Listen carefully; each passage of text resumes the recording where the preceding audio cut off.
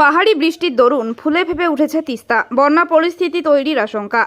গত বছরের 4 অক্টোবরে সেই ভয়ঙ্কর স্মৃতি আবারও তাড়া করছে তিস্তা এলাকার বাসিন্দাদের। গত কয়েকদিন ধরে উত্তর সিকিমে একটানা প্রবল ভারী বৃষ্টিপাতের কারণে ভয়ঙ্কর রূপ ধারণ করল তিস্তা নদী।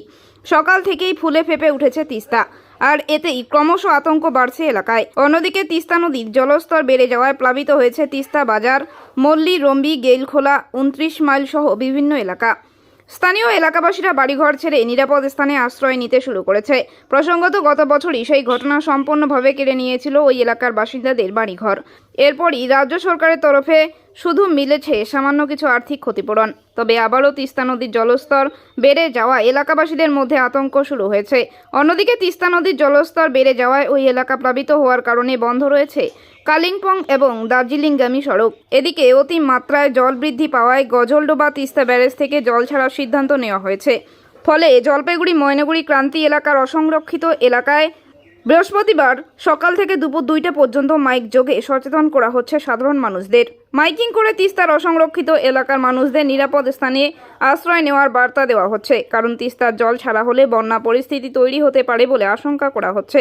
এদিকে পাহাড়ি বৃষ্টির কারণে সিকিমে কার্যত যোগাযোগ বিচ্ছিন্ন হয়ে পড়েছে। বিভিন্ন সূত্র মারফত অনেকের নিখোঁজ হওয়ার খবর পাওয়া গিয়েছে।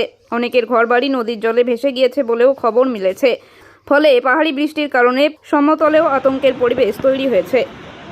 সার্বিকভাবে যা রিপোর্ট আসছে যে তিস্তার জলস্ফীতি বেড়ে যাওয়ার জন্য উত্তর সিকিমের বিভিন্ন অঞ্চলে আটকে আছে, ল্যান্ডস্লাইড আছে এবং কিছু ক্ষয়ক্ষতি হয়েছে।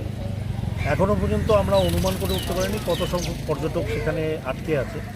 সিকিমের বাকি অঞ্চলে কিন্তু কোনো পর্যটক আটকে নেই, শুধু নর্থ সিকিমের রাস্তা যেহেতু কানেক্টিভিটি প্রবলেম আছে সে কারণে উত্তর সিকিমে কিছু সংখ্যক পর্যটক আটকে আছে। আমরা অঙ্কলন করছি এবং নাম্বার এক্স্যাক্ট ফিগারটাকে বার করার চেষ্টা করছি যে কত সংখ্যক পর্যটক আছে। এবং ন্যাশনাল হাইওয়ে 10-এর উপরে তিস্তার জলস্ফীতি বেড়ে যাওয়ার জন্য কিছু জায়গায় সমস্যা দেখা দিয়েছে, বাকি সমস্ত রাস্তাঘাট ঠিক আছে। এবং আমরা সম্পূর্ণ ব্যাপারটা জেনে ট্যুরিস্টদেরকে অনুরোধ করব যে সব ইনফরমেশান নিয়ে, সেফটি নিয়ে তারা যেন এই সময়তে ট্রাভেল করেন। আশা করব কোনো সমস্যা হবে না। এবং আমরা সাংগঠনিকভাবে একটা হেল্পলাইন নাম্বার তৈরি করেছি।